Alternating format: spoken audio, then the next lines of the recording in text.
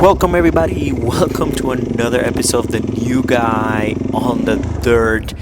And today's episode is gonna be basically me leaving my ego aside and telling you all the things that I messed up on my very first outing on the dirt, on my new to me DRZ400. And I am taking some of the footage from my first outing, and I'm doing the voiceover because on the first couple of times that I go out there, I don't want to be worried about microphones and getting things right, and I'm already worried about dropping this bike many times. But hey, if you found this channel by accident, please hit that subscribe button. If you want to see content like this or any other content that I have, many videos lined up in my playlist, you guys can check it out. But enough of that, guys, if you guys are seeing this road was not a lot of fun. We were in crazy gravel. This is extremely loose gravel, and I was all over the place. I was not having I was still having fun, but I was super focused.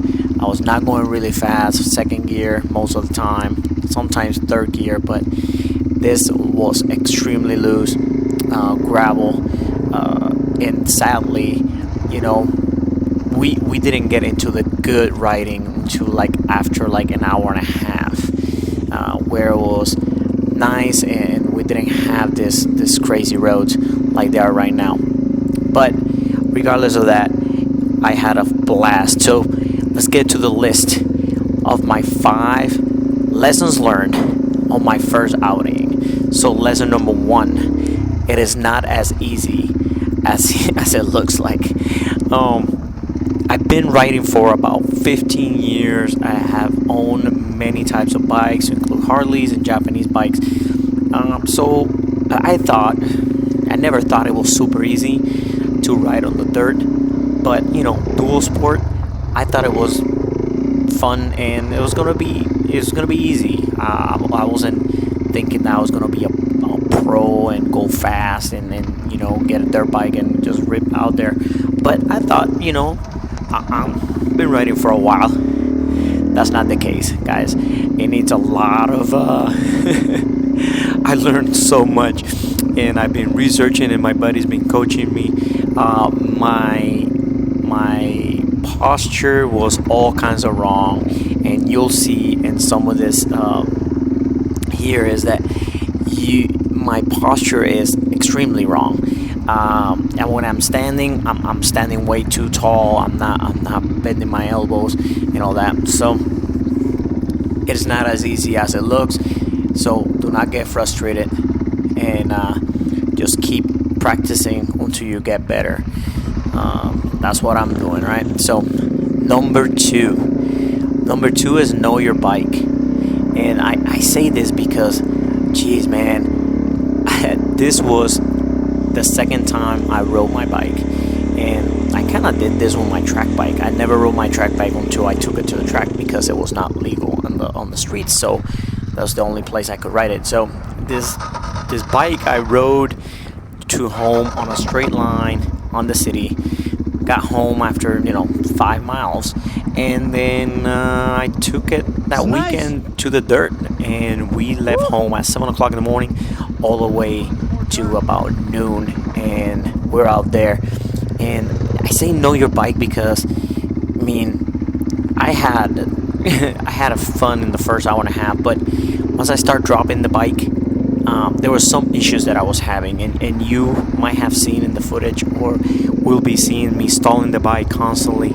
I was having a hard time with the throttle, and turns out it was really low. The idle was really low, so the bike kept turning off, and I had to give it too much throttle to get it going. And I think it's because I have a newer bike and it's easier. You don't even have to use the throttle to get it going. So I I didn't know my bike, so that was my bad there.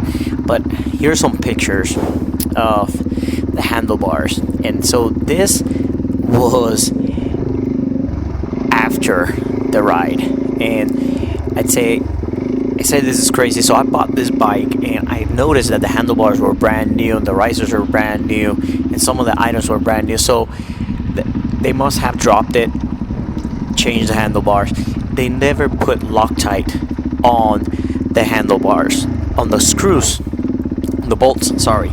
So what the hell? They have two spacers, two set of spacers, and the handlebars, and there's no Loctite on these bolts. So after the first drop of this bike, the handlebars became extremely loose. They were rattling, and that was frustrating. That was super frustrating, and that will bring me to my third point. But the idle, we didn't spend too long finding the idle adjustment, but it took a little bit. We're like thinking like, when the hell is it? We found it, we adjusted, but know your bike, know where all the adjustments can be made and everything before you head out there. The handlebar though, man, we didn't have tools, and that brings me to the number 3 lesson learned: bring freaking tools. My buddy had his little tool bag, and they didn't have an Allen wrench, because his bike, I guess it doesn't use Allen wrenches, but I didn't have an Allen wrench. We're trying to adjust these Allen screws with flathead screwdrivers and stuff like that. We're making do with what we got, and bring spare tools and bring hardware. Hardware is really important. Why? Because one of the times I dropped my bike, I lost one of the screws that was holding the lever on the clutch lever. So now I have rocky handlebars, and my lever is being held by only one bolt, which is freaking crazy. So none of the footage that you see here has that issue, because by this time I have not dropped my bike yet. I'm having some fun following my buddy, and the footage that you see, if you see me not following my buddy, is he was taking a smoke break, and he's like, I brought you some dirt, just go out there and rip. What the fuck? And that's what I did. So I was still having a lot of fun until this point. But yes, tools, spare hardware, a tube, tools that fit your bike. So I have built my tool bag now with the things that I think I need to replace a tube and everything. So next one, I'll be a lot more prepared. Number 4 is bring water and snacks. I did bring water and I did bring snacks, but our day turned way longer than we were expecting. We were expecting about a 2-hour total time, and like I said, we left at 7, came back around noon, and a lot of it had to do because I had to keep stopping. Well, I stopped because I dropped the bike 4 times, so every single time I had to lift the bike, and it was just a pain in the ass. And then my handlebars were having issues, so we're out in the desert, 107 degrees, and I had water, but it was not enough. I had several bottles of water. Just bring more water, bring more snacks. You never know if your day is gonna go a lot longer than you are expecting. Number 5. This is my last thing. I learn a lot more, but these are the 5 more important. But leave your ego at home, and this ties up with number 1. It is not as easy as it looks like. You have to be coachable, and you have to be willing to learn. And so take a friend with you, have him teach you, ask a bunch of questions, and leave your ego behind, because in the first couple times you will be dropping that motorcycle. So leave your ego behind, and don't get frustrated. It happens to everybody. When you drop it, just use good posture and get that bike back up.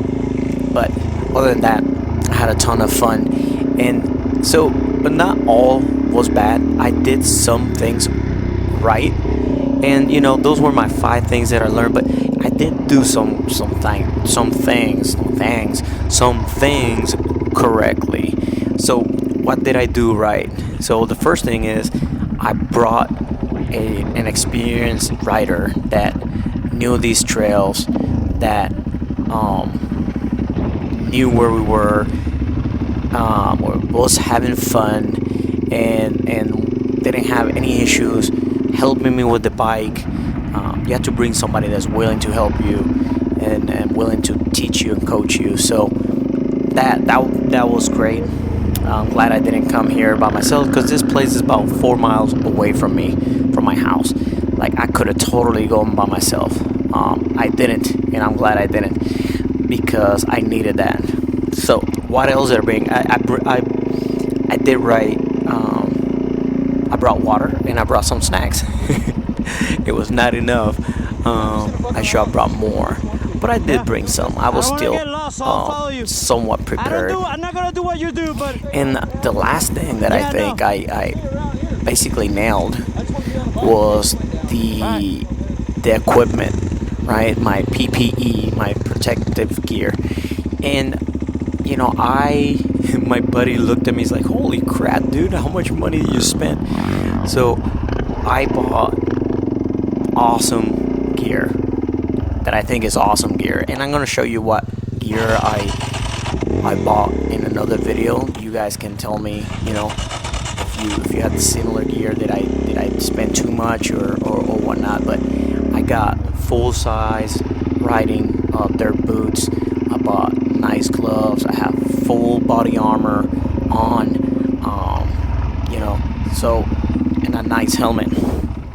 So I think that is important, because going back to number 5, leaving your ego behind, I knew that maybe I was going to be dropping the bike, or I was going to be doing something that it was outside of my skill set. So being protected helped me out, right? Because if all those four times that I dropped the bike, I never, not once, felt that I didn't have the right protection, the right protective gear. So that for me was huge. I think that's the thing that I nailed, that I did the best. I was so concerned that I was going to end up getting hurt, and so I bought some nice gear. For another video, I will be showing you the gear that I got, and then bringing you more into more adventures here in Nevada and California and wherever this dual sport lifestyle will take me next. This is a new stuff for me. I do have to make some more videos and keep you posted on my Z900 and how that's going, but this dual sport is where it's at right now. Yeah, it's beautiful outside, and I cannot take advantage of that. So thank you for watching, everybody. Don't forget to subscribe, hit me with a like button, hit that bell, and catch you guys in the next one. Ride safe.